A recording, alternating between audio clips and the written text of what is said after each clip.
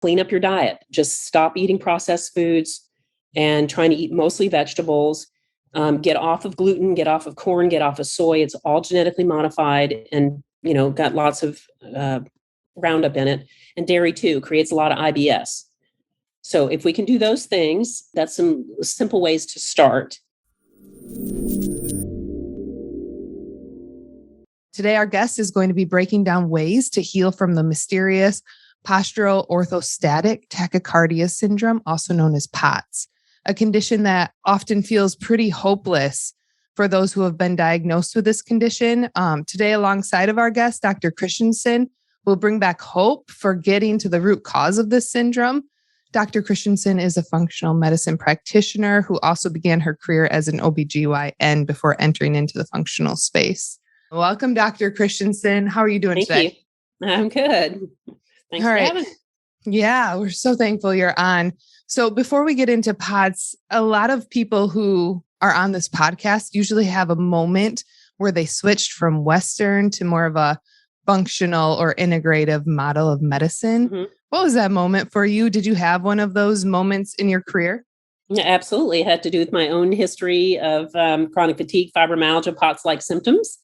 It was an 8-year journey to figure out what was going on. Family members were also affected in different ways. It turned out I had underlying severe environmental toxicity, particularly mold toxicity, on top of genetics. My body was a slow detoxifier, which is very common in a lot of this POTS, chronic fatigue, fibromyalgia realm of symptoms. Yeah. Wow. So it really was one of those pain to purpose journeys to where you found healing through functional medicine, or you found more answers through digging into root cause? Absolutely. So basically, when I was experiencing all these symptoms, I had a very, very successful OBGYN practice. And I also had 4 children. I hadn't slept in 16 years. And I was living in new construction. I was exposed to tons and tons of chemicals in the hospital. And we moved into a very beautiful house. I had made it that turned out that it had black mold growing all underneath it that we didn't know about. And it took 8 years to figure out that that's what the problem was. Even after we moved out, I continued to get sick. My family was sick. And so it was a long journey. I found just by starting with just changing my diet to a anti-inflammatory, very plant-based, very little simple carbohydrates, very little grains. That was a big piece. And the second piece was utilizing nutrients that my body was missing and needed genetically in order to help my detoxification mechanisms. So that's a very short story about what happened. We talk very candidly about the whole body working as a whole system and creating healthy cells versus just treating disease. And so when you're saying that I start with diet, I move to, other things, it's like, we're not just looking at treating disease. We also want to create healthy cells from your changed perspective. Yes. Again, we are taught in conventional medicine to look at organ systems, and we hand off each organ to a different specialist who diagnoses a symptom as gives a label to a symptom and says, here's the pill that goes with it. And nobody's asking how is the fact that you're having 10 different symptoms in 10 different organs all connected. And that's what's missing. And so I'm looking at the complex combination of your genetic predispositions, along with nutrient deficiencies, the level of toxin exposures, including our food supply. And probably one of the number one problems in our food supply that is impacting everybody is genetic modification of foods, which is now 90+% of our foods. And GMO foods are all full of Roundup, also known as glyphosate. So we have abnormal genes in the food, along with it's all covered in Roundup, which acts as a hormone disruptor. It's a neurological disruptor. It acts like neurotransmitters, and it acts like an antibiotic, killing off all the good guy bacteria. And so between poor quality food, a lot of fast foods, a lot of processed, lots of chemical exposures, poor air quality, and a lot of antibiotic use, and so many different drugs that the body really can't detoxify that you're taking because of all the symptoms that you have, that's where all the chronic illnesses come from, including POTS. The amount of prescription drugs that people are placed on when you're not really looking at the body as a whole system. You're not looking at the nutrients that we're putting in to combat the oxidative stress. You're just addressing one symptom. And so with that, let's dive into POTS and just really talk about, it's not just one symptom with this condition.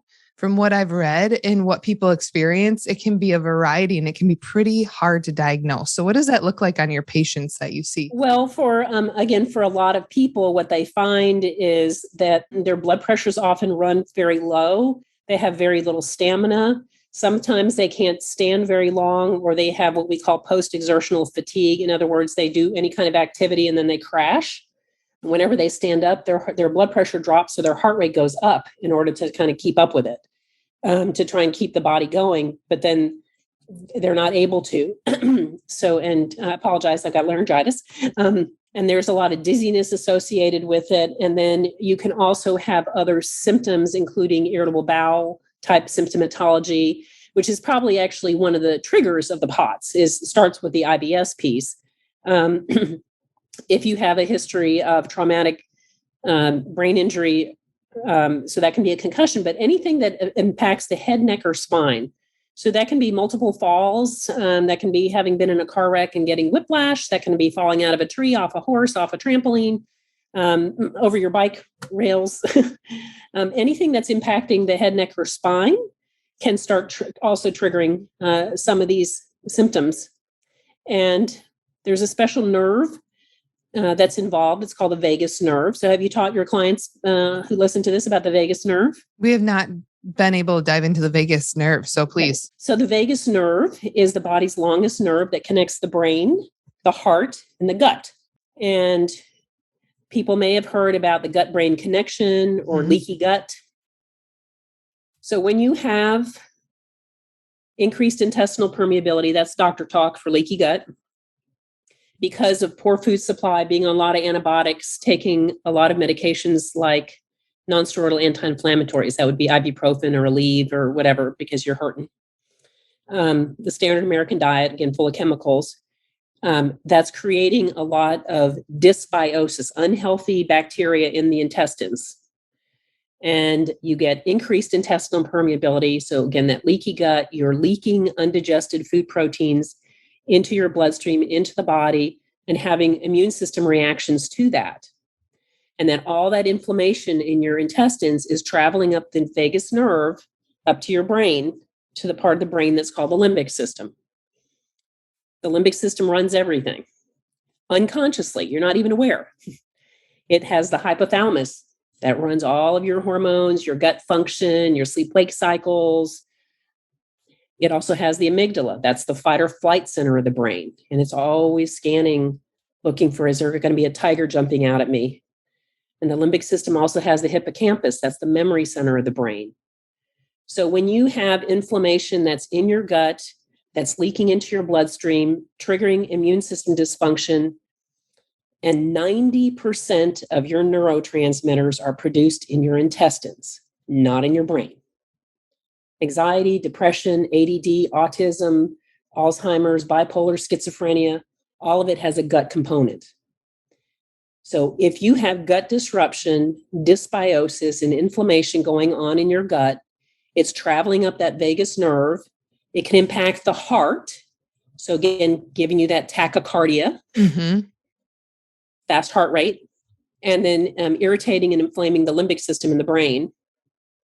The other way the limbic system becomes inflamed and irritated is poor air quality. You're breathing in through your nose. The olfactory nerve is your smelling nerve. It's a very short little nerve. It's the shortest one in the body. It goes right from the back of the nose directly into the limbic system, passing right over your pituitary gland that regulates your hormones. So if you have poor air quality, you're living in a moldy building, you're around a lot of pollution, you've got Febreze and all these fake smells everywhere.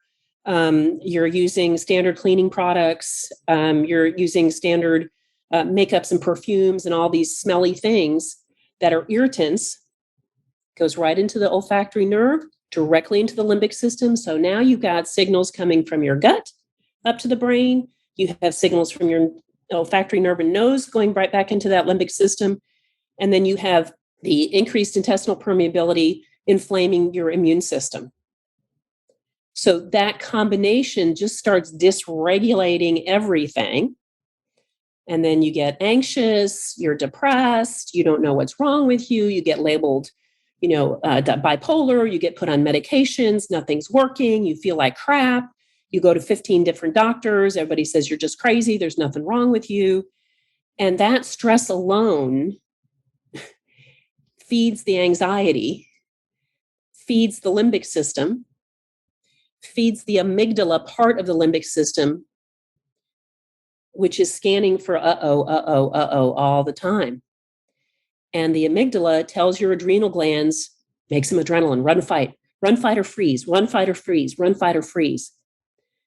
And when you're doing that over and over and over again, and this is all happening completely unconsciously, you're not aware of, and you don't understand where it's coming from, that limbic system gets stuck in the on position, and you're constantly dumping adrenaline, which keeps your heart rate going, which drops your blood pressure. You feel like crap, you're fatigued, and you don't know what's wrong. And the more anxiety you have, the worse it gets. So that's kind of a very simple explanation. And it's multifactorial. Again, toxins play a big role. Infections can play a big role. So chronic viral infections, Epstein-Barr virus, HHV6, which causes roseola, HHV7, HSV or the herpes virus, all of these different things. We see it often in people who have Lyme or Lyme-like illness also. And I see a whole lot of it in toxic mold exposures. What is the prevalence of POTS? Is it hard to put a number on it? That's probably a little hard to say. Yeah. And again, it's one of those diagnoses that some people are, questioning, oh, this is just somebody who's malingering and all that. We do know that oftentimes people who have POTS syndrome are much more likely to have something called Ehlers-Danlos syndrome. Has anybody talked to you about Ehlers-Danlos? Nope. Okay.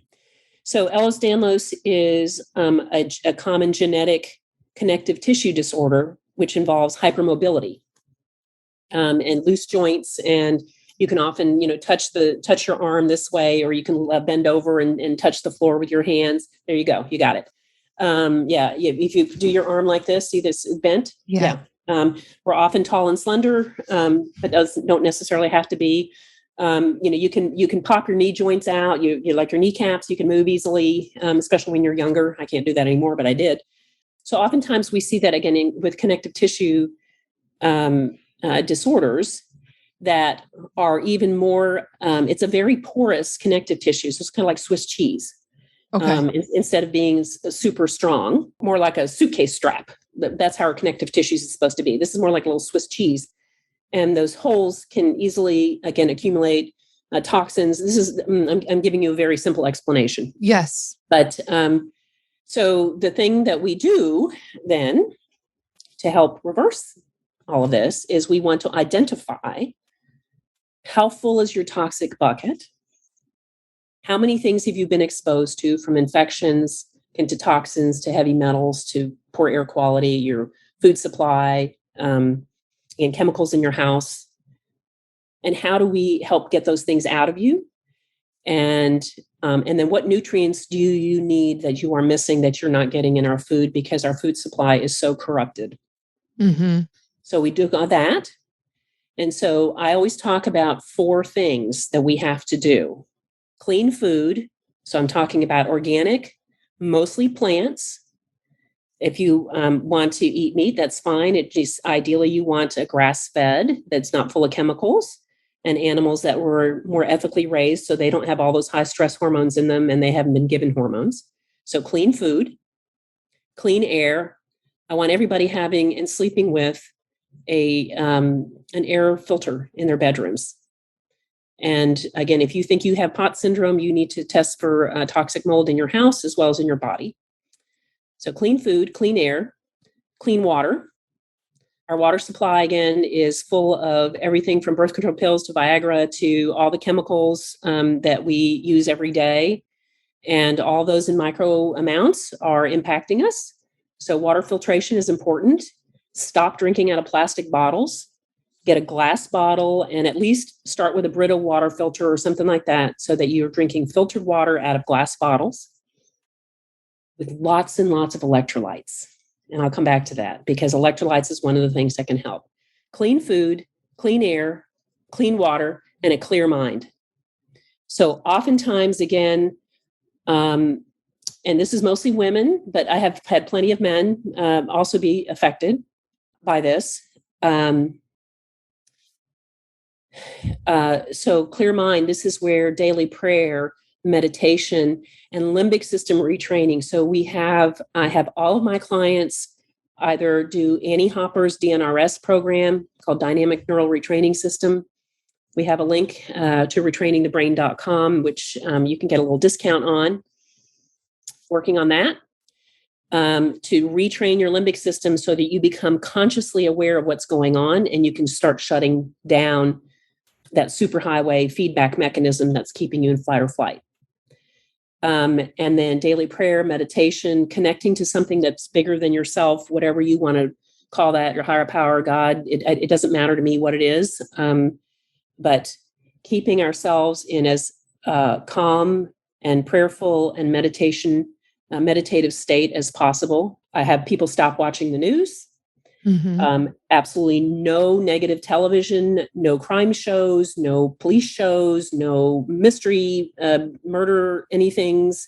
You can, if you're going to watch TV, it has to be only something funny or benign like gardening. You can watch house remodeling if that doesn't give you PTSD. So clean food, clean air, clean water, and a clear mind.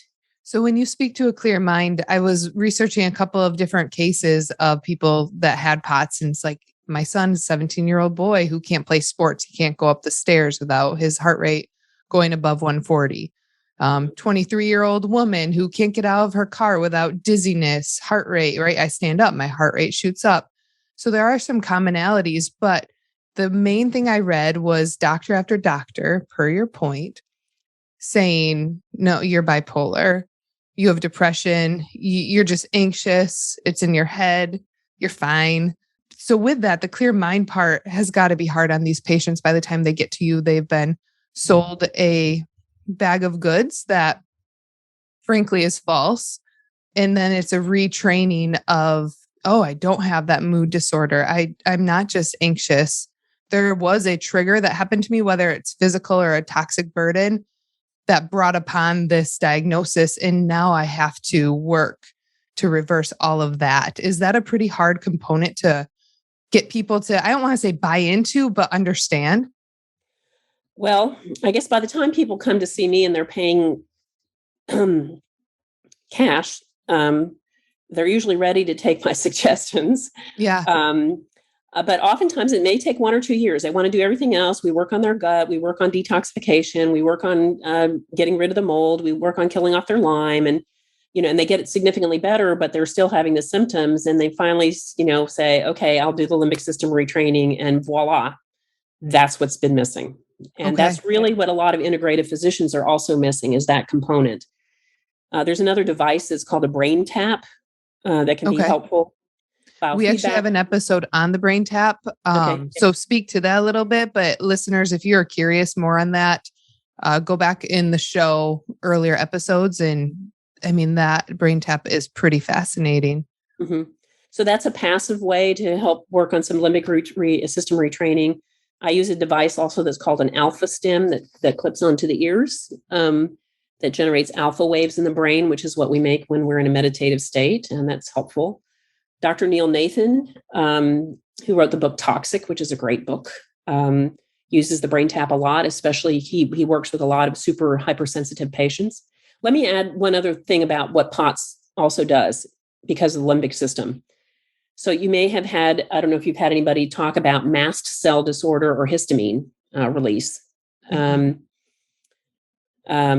A lot of people have heard of antihistamines. When you get allergies, you get a runny nose because that's your cells are releasing histamine, which is making you have a lot of mucus.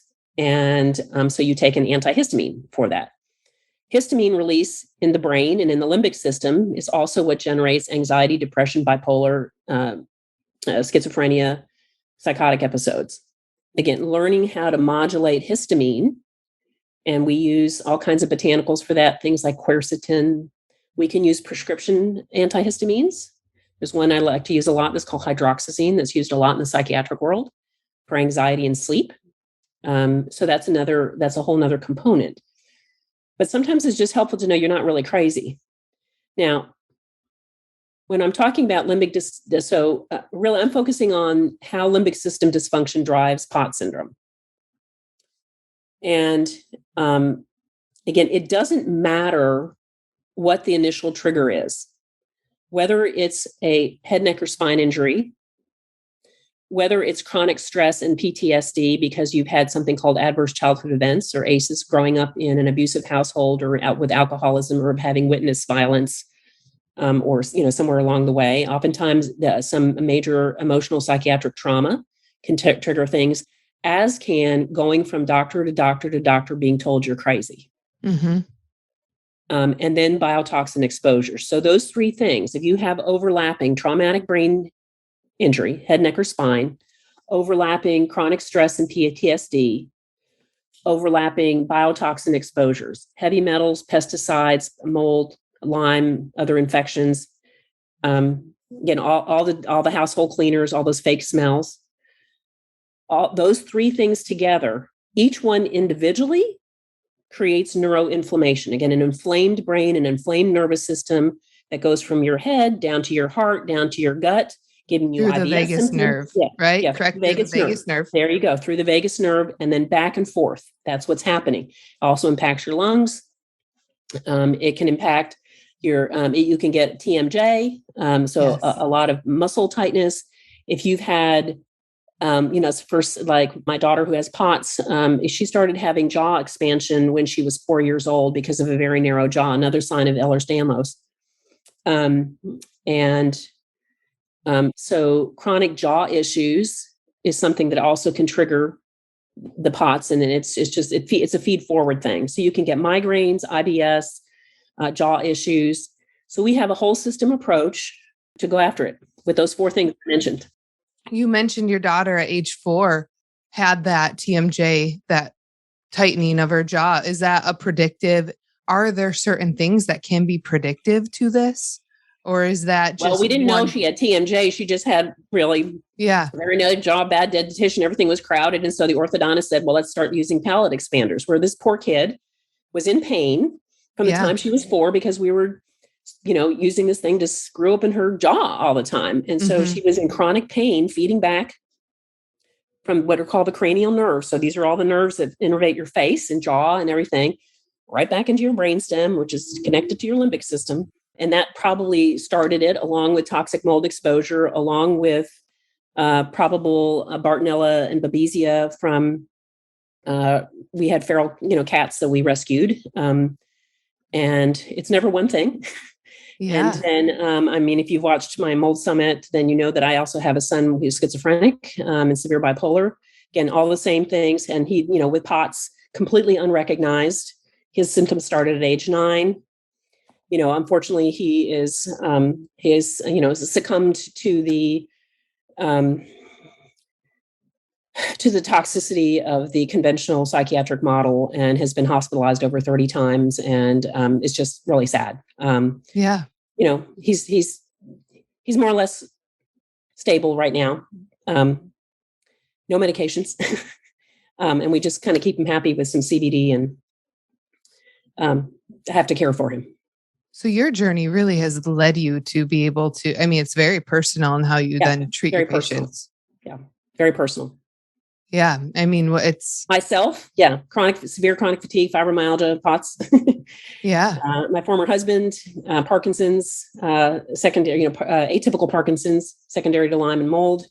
Mhm. All my children, migraines, ADD, ADHD issues. Again, my youngest one with the severe POTS. She's 25 now. It's getting better. Chronic pain issues, fibromyalgia, and then my son, also very ill. So speaking of your daughter, Mhm. is there, or your daughter or anyone really that you treat, do you have the hope, or have you seen POTS fully be resolved? Is there hope for? Yeah. So I'll give you an example. We had a little gal who came to see me when she was about 17 years old. Severe, kind of a severely OCD, severe anxiety, couldn't sit still, was kind of doing like this, couldn't hardly stand up. She came in a wheelchair. I tried to talk to her, and she would fall like this in the chair. And again, we worked with her with diet and nutrients. We worked with IV. Again, we identified infections, mold, et cetera. We worked with IV ozone and something called IV phosphatidylcholine. And we worked with her limbic system retraining. This is a young woman who couldn't leave the house.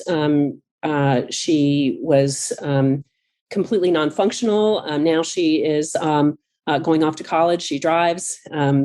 She's normal.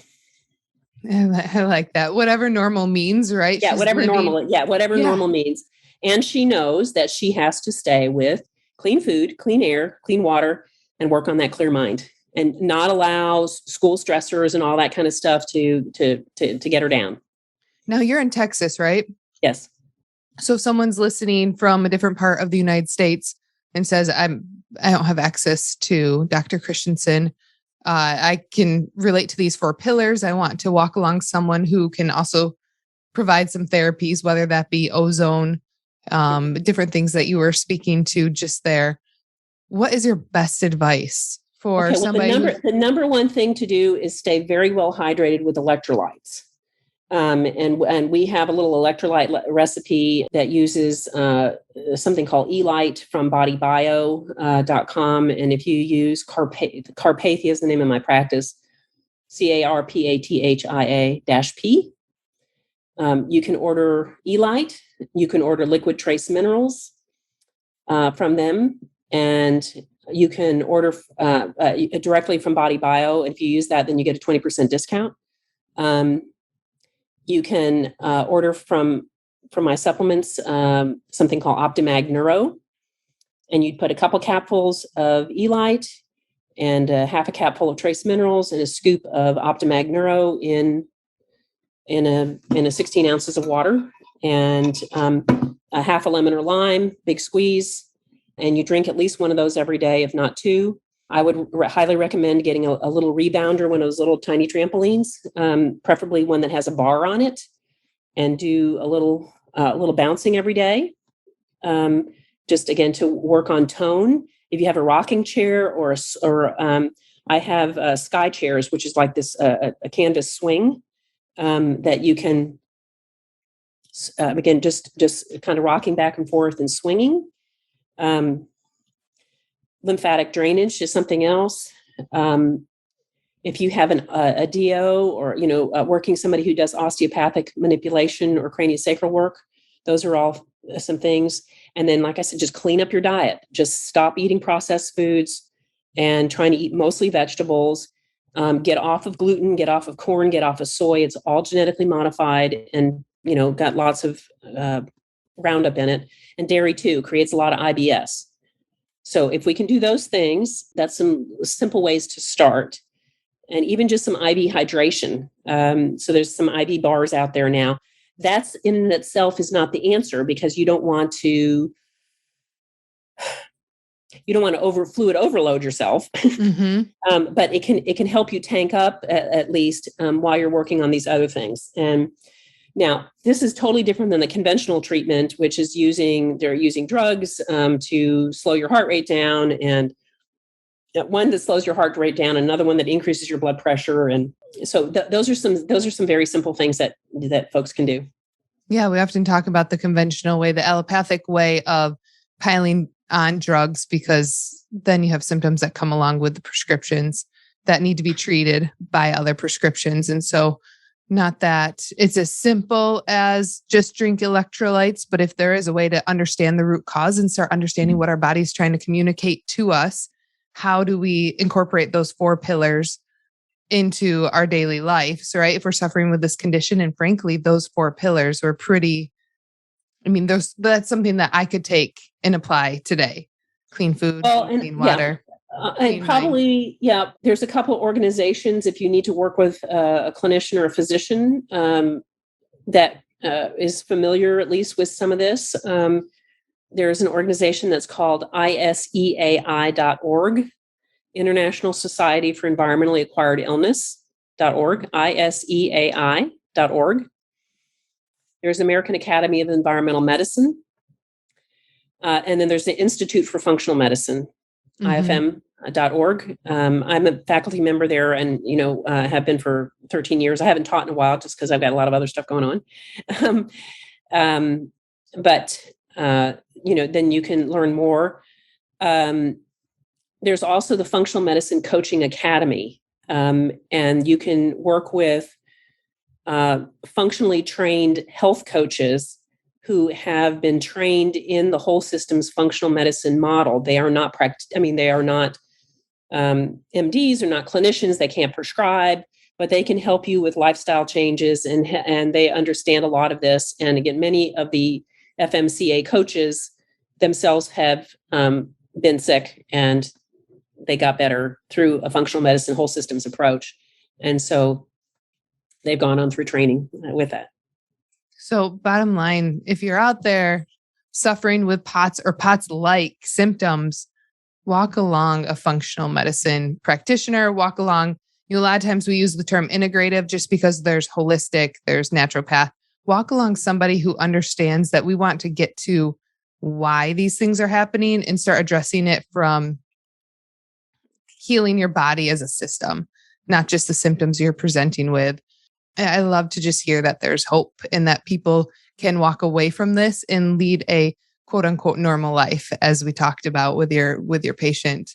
I think that's just that's the goal of this podcast, right? Someone listening with this and is in the trenches and going to 4 different specialty doctors, 4 different pills, maybe more, walking away and saying, no, there's a different path that I should explore because I don't want this as my future. Yeah. And, but I would say probably one of the number one things to rule out is toxic mold, because that's probably one of the most common underlying causes that goes completely unrecognized, particularly if you've had chronic upper respiratory infections of any sort, beginning when you're a child, strep throats, tonsillitis, bronchitis, asthma, a history of chronic sinus infections as an adult or as a young kid. Again, those sinus infections are inflaming your entire sinus cavities and inflaming that olfactory nerve going right back to your limbic system. Do not stop taking antibiotics for that. There's a whole nother way to treat it. So for those of you who are interested, I will put my link for the Toxic Mold Summit. I have a whole lot of people talking about this. I have Dr. Layla Doolittle, who's a functional neurologic chiropractor who's actually in my practice. We have Dr. Suzanne Gazda, who's a neurologist who works a lot with this. Dr. Neil Nathan is on that. Dr. Donald Dennis, who's an ENT. So there's a lot of great information if you need someplace to start working. If you want to start very simple, you can go to molddetoxdiet.com. And there's a whole kind of dietary protocol to understand and teach you about cleaning up your diet, cleaning up your house, some basic how to clean up your gut, what to eat. So those are some things, and we'll provide the links for those for folks. We'll put those in our show notes. Yeah. And just let folks know, I'm not taking clients anymore, but I do have other practitioners that I work with, and I'm generally not working with out-of-state clients right now. But there's a lot of other folks out there doing what I do. Yeah, it's been amazing to talk to people in all corners, right? I always talk about finding your neighborhood integrative practitioner, and we're getting closer to that being true. It might not be right in your same block, but you should be able to find somebody within driving distance. And then also we talk a lot about advocating for yourself. So taking a podcast like this, taking notes in and walking alongside your practitioner, not just falling into submission of what the white coat doctor says, right? So we know our bodies, we know what we feel, and just really having that conversation with a doctor. Well, and there may be also, there are functionally trained naturopaths can be a source. There are some good functionally trained chiropractors. There's a lot of nurse practitioners out there. So you certainly doesn't have just to be an MD or DO. Craniosacral work is amazing for somebody with POTS, very gentle lymphatic drainage. Those are some other, lymph specialists, some people that you can work with to help. I think another very important piece of this whole journey is understanding that you can turn your suffering into a valuable resource to help others, and that those who find meaning and purpose in their suffering can help to transform their lives and into a higher purpose, and again, with the help of a higher power. And that is all the work of Viktor Frankl, who wrote a very famous book called Man's Search for Meaning, and something that I read many, many years ago when I was 18. So all the suffering that I have been through with myself, with my family, with my children, that's what turned into creating Carpathia Collaborative and really delving deeply into root causes and underlying and teaching others. And I teach both clinicians as well as patients. And so I would just invite whoever is listening to have hope and to look at what is the higher meaning and purpose in the suffering that you're going through. If you could wave a magic wand and 6 to 12 months from now, your symptoms had been resolved, what would you be doing? How can you transform what's been happening with you? I love that. That's an awesome message that can hit home to anyone, whether suffering is happening right now alongside their life or they're looking back in the rearview mirror and can reflect on it. So thank you so much for being here with us. I have to ask you the ending question, which we talked a lot about, just healthy lifestyle filtered through this podcast today. Yeah. But what are 3 things a listener can do right now for better health? So today they listen to this, walk away. What are 3 things they can put in their lives for better health? Drink electrolyte fluids, eat organic, mostly green, not too much. Stay away from grains. That's under the eating thing. And have a daily prayer and meditation practice. That's awesome. Thank you so much. And you're as so welcome. Always, to our listeners, if you found something helpful in this podcast, just leave a comment, as we really do want to walk beside you in this journey of healing. And thanks again to Dr. Christensen. So welcome. All right. Thank you.